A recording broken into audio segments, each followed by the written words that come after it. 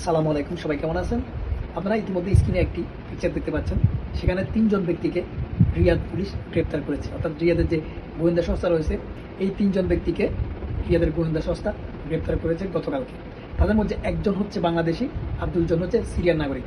তাদের অপরাধ হচ্ছে ভুয়া অনলাইন প্ল্যাটফর্মে তারা গাড়ি জালিয়াতি করে বিক্রি করে থাকে এবং তারা ভিসা জালিয়াতি করে থাকে। তার সাথে তারা মানি অবৈধভাবে, অর্থাৎ টাকা অবৈধভাবে এক দেশ থেকে অন্য দেশে হস্তান্তর করে, যেটাকে আমরা বাংলা ভাষায় বলে থাকি হুন্ডি। তো তারা এইসব অবৈধ কর্মকাণ্ডের সাথে জড়িত থাকার কারণে তাদেরকে রিয়াদের গোয়েন্দা সংস্থা আটক করেছে এবং তাদেরকে জেলে হস্তান্তর করেছে।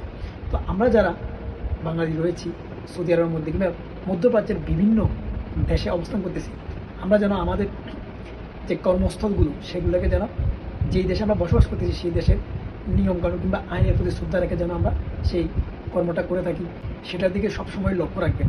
কারণ হচ্ছে আপনি একজনের কারণে যাতে পুরো বাঙালি জাতিটা যেন একটা দেশে অপমানিত না হয়। কারণ যে কোনো একটা অবৈধ কাজ কিংবা কোনো একটা অকারণ যদি ঘটে যায়, তাহলে প্রথমে বিভিন্ন দেশের মানুষ জিজ্ঞেস করে যে এটি কোন দেশের মানুষ। যখন তারা একটা জাতিগত দেশের পরিচয় পেয়ে থাকে, সবাই কিন্তু সেই দেশের দিকে আঙুল তুলে থাকে। সবাই ভালো থাকবেন, আর ভিডিওটি বেশি বেশি করে শেয়ার করে দেবেন, যেন যারা বাংলাদেশি ভাইরা রয়েছে তারা যেন দেখে এবং সতর্ক হয়ে যায়। তারা যেন সঠিক পন্থায় সৎ পথে ইনকাম করে তাদের জীবিকা নির্বাহ করতে পারে এবং দেশ এবং দেশের গৌরব সবসময় উজ্জ্বল রাখতে পারে। আজকের মতো এখানে রাখতে হচ্ছে, অন্য কোনো দিন অন্য কোনো বিষয় নিয়ে আবার আপনাদের সামনে হাজির হয়ে যাবো। ততক্ষণ পর্যন্ত আল্লাহ হাফেজ।